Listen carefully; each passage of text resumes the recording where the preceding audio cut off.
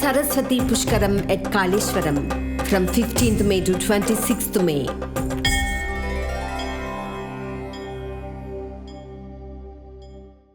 శ్రీ మహాగణపతయే నమః, శ్రీ సరస్వత్యే నమః, శ్రీ కాళేశ్వరాయ నమః, శ్రీ ముక్తీశ్వరాయ నమః.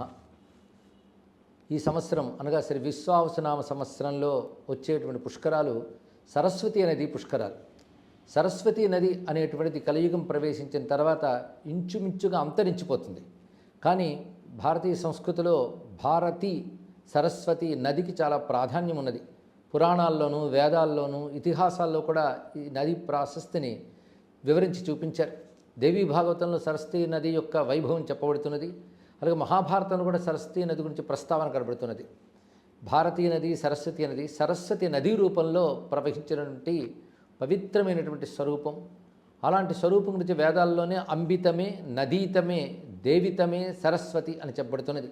అమ్మల్లోనూ దేవతల్లోనూ నదుల్లోనూ శ్రేష్ఠ అయినటువంటి సరస్వతీమాతకు నమస్కారము. సరస్వతీదేవికి దివ్య కారణంగా నదీ రూపం ధరించినట్లుగా దేవి భాగవతము బ్రహ్మవేత్త పురాణం కూడా చెప్తున్నది. అయితే కలియుగం ప్రారంభమైనటువంటి 5000 సంవత్సరాల తర్వాత సరస్వతీ నది అంతరిస్తుంది అని ఒక మాట మనకు పురాణాల్లో కనబడుతున్నది. అది ఇప్పుడు సత్యంగానే గోచరిస్తున్నది. అయితే శాటిలైట్స్ మొదలైన పంపించిన కొన్ని చిత్రాల్లో లభించినటువంటి సాక్ష్యాలు బట్టి భారతదేశంలో ఒక మహానది ప్రవహించేది, అది సరస్వతీ నది అని రుజువైనది.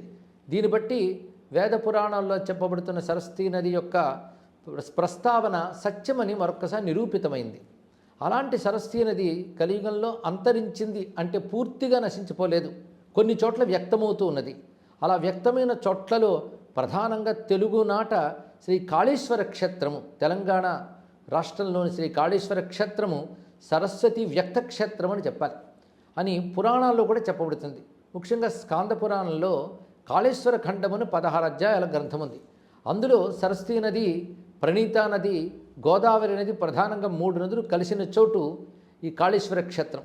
అందుకే సరస్వతీ పుష్కరముల నాడు ఈ కాళేశ్వర క్షేత్రానికి వచ్చి సరస్వతీ నదిని సేవించి అక్కడ చేయవలసిన పుష్కర కృత్యములు చేసి జనులు ధన్యులు కావాలి, అది శాస్త్రములు చెప్తున్న మాట.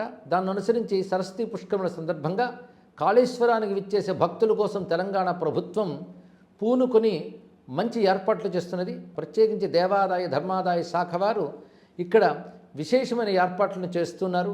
సరస్వతీ నది పుష్కరాలని సేవించుకొని జనులు ధన్యులుగదురుగాక.